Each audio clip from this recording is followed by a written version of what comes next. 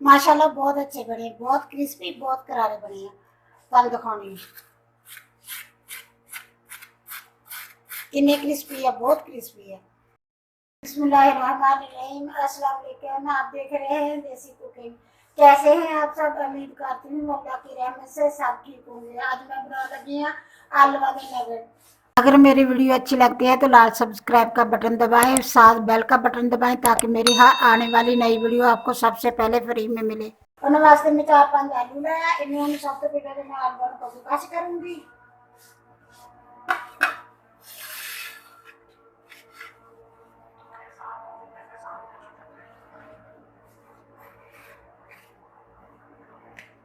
अजान होने लगी है, जितनी देर में कद्दूकस करूंगी मैं बोलूंगी नहीं, उन्हें देर तक अजान नहीं बोलूंगी। बिस्मिल्लाहिर्रहमानिर्रहीम।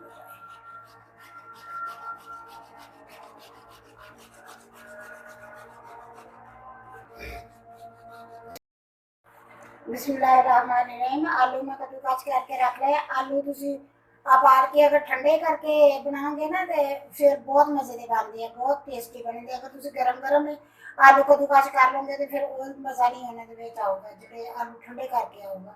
हम ये कुछ मसाले डाल दिए, कुछ मसाले इस तरह। एक एक चम्मच में लिया हुआ कुटी हुई लाल मिर्च का, छोटे वाला एक चम्मच लिया हुआ। एक चम्मच में लिया हुआ जीरे का, एक चम्मच लिया हुआ काली मिर्च का। नमक आपकी मर्जी है, सवेजा का जितना तुम डालना चाहो ना। एक चम्मच में लिया हुआ चाट मसाले का। एक चम्मच लिया हुआ, आधा चम्मच में लिया हुआ लसन का पाउडर वो लिया हुआ। इन्होंने मैं सारे मसाले डाल देंगे। कुटी हुई लाल मिर्च, जीरा, काली मिर्च, नमक, चाट मसाला, लसन पाउडर। अगर तुहाडे कोल लसन पाउडर नहीं हैगा तो तुसीं इहनूं नहीं डालो, ना डालो, मतलब लसन भी छिल के नहीं डालो बेशक दी। ते जो चाट मसाला वा ओहदी जगह तुसीं डालना चाहो तो चाट मसाला डालो, अगर नहीं डालना चाहो तो ना डालो। मैं डाल रही हूँ, ये मैं डाल दूंगी सब कुछ। आधा कप मैं लिया चीज़ का, ये डाल दूंगी। चीज़ भी तुहाडी मर्जी है, अगर तुसीं डालनी चाहो तो तुसीं चीज़ डालो, अगर नहीं डालनी चाहो तो ना डालो। हुण मैं इन्हूं सारे कर लूंगी मिक्स। बर्तन छोटा। बिस्मिल्लाहिर्रहमानिर्रहीम। मैं एक मैदे का चम्मच लिया हुआ, 1.5 चम्मच मैं कॉर्नफ्लोर का लिया, ये मैं इहदे विच डाल देंगी। मैं मसाला वो मिक्स कर लिया, हुण मैं डाल दी इहदे विच। 3 मैं ब्रेड लिया, थोड़ा जिहा मैं दूध लिया वा। इन्हां नूं मैं करदी हां कि ब्रेड लऊंगी, इन्हूं थोड़ा जिहा दूध च डिप करूंगी। तुहाडी मर्जी है, तुसीं इहदे किनारे कट लो, कर लो, तुहाडी मर्जी है, तुसीं नहीं करने ना करो, लेकिन मैं नहीं कर रही कट। इन्हें मैं इस तरह करके मैं जोड़ दूंगी।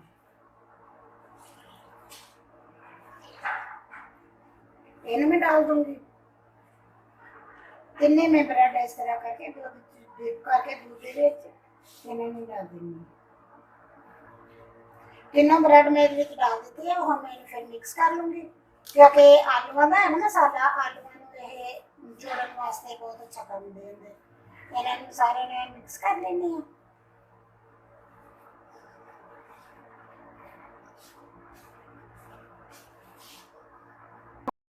बिस्मिल्लाहिर्रहमानिर्रहीम। मसाला मेरा बन के तैयार हो गया, और मैं ले लिया एक बॉल होर। इहदे विच मैं डाल देनी 1 चम्मच कॉर्नफ्लोर का फुल भर के, 1 चम्मच कॉर्नफ्लोर का डालता।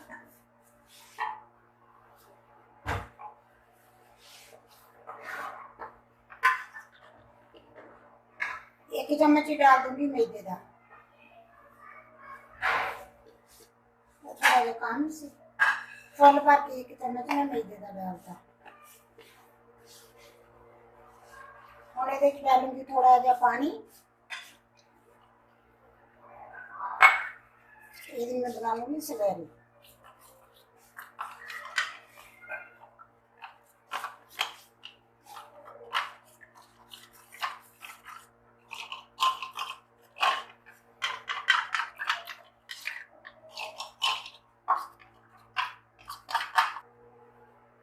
बिस्मिल्लाहिर्रहमानिर्रहीम। मैं इस तरह की करके सवैरी बना ली, ना बहुत गाढ़ी है तो ना बहुत ही पतली है। और मैं नाल लूँगी ब्रेड क्रम्स। ये मेरे होममेड ब्रेड क्रम्स है, ये मैं को खुद घर ही बनाए हैं। ਹੁਣ ਮੈਂ ਇਹਨਾਂ ਨੂੰ ਬਣਾਉਣਾ ਸ਼ੁਰੂ ਕਰ ਦਿੰਦੀ। ਸੈਲਰੀ ਨੂੰ ਮੈਂ ਇੱਕ ਸਾਈਡ ਤੇ ਕਰ ਦੇਣੀ।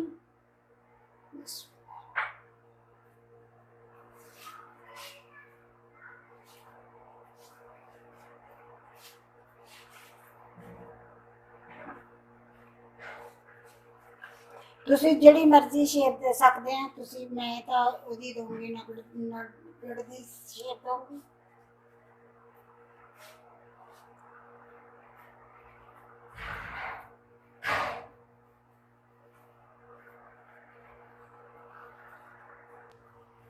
बस मैं इस तरह से बनाऊंगी। मैं बना के इन्हें मैं सैलरी च डिप करूंगी।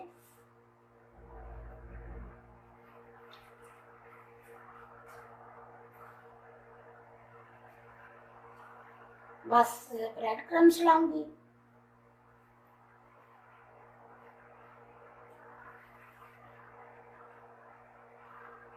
बटे जड़े वो मैं चाड़ दूंगी इस तरह करके। बस इस तरह रखी जाएगी।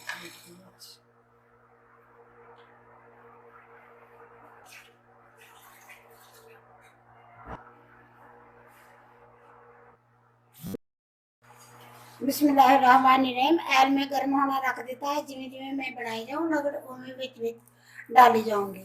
तो क्या एल गर्म हो गया। बिस्मिल्लाह।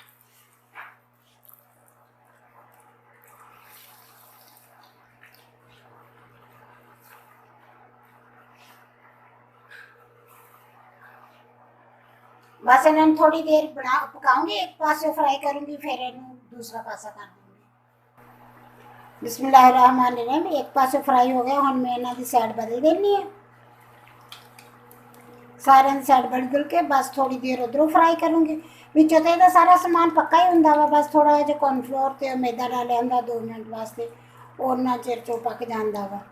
बस थोड़ी देर इधरों फ्राई करूंगी फिर मैं निकाल लूँगी। बिस्मिल्लाहिर्रहमानिर्रहीम। मेरे नगड़ होके फ्राई हो गया। हम मैं इन्हों निकाल लेनी है।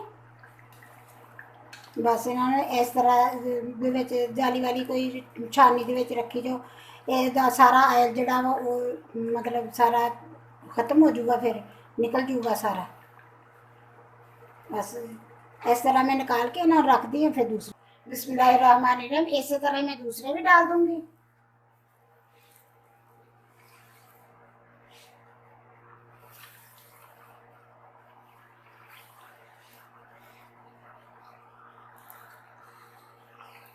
इसी तरह मैं भी फ्राई कर लूँगी।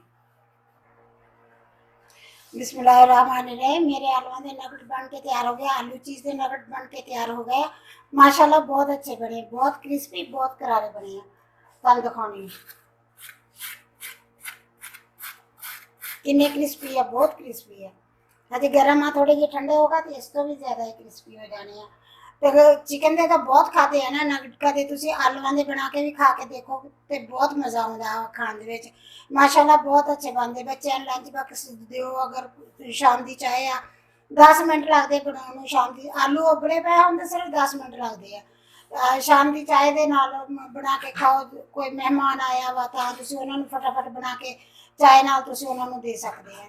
माशाल्लाह बहुत अच्छे बने हैं। मैं नाल आपकी बनी हुई आपके हत्थों के नाल चटनी भी रखी है। या मैं मैंगो चटनी बनाई सी, बहुत अच्छी, बहुत मज़े की चटनी। अगर तुम ये ला के खाओगे तो उस तो भी ज़्यादा मज़ा आऊगा तुहानू। बहुत मज़े की लगेंगे। अगर मेरी वीडियो पसंद आए लाइक करना, शेयर करना, सबसक्राइब करना। अल्लाह हाफिज़। आप दुआवां बहुत सारा याद रखना। अल्लाह हाफिज़।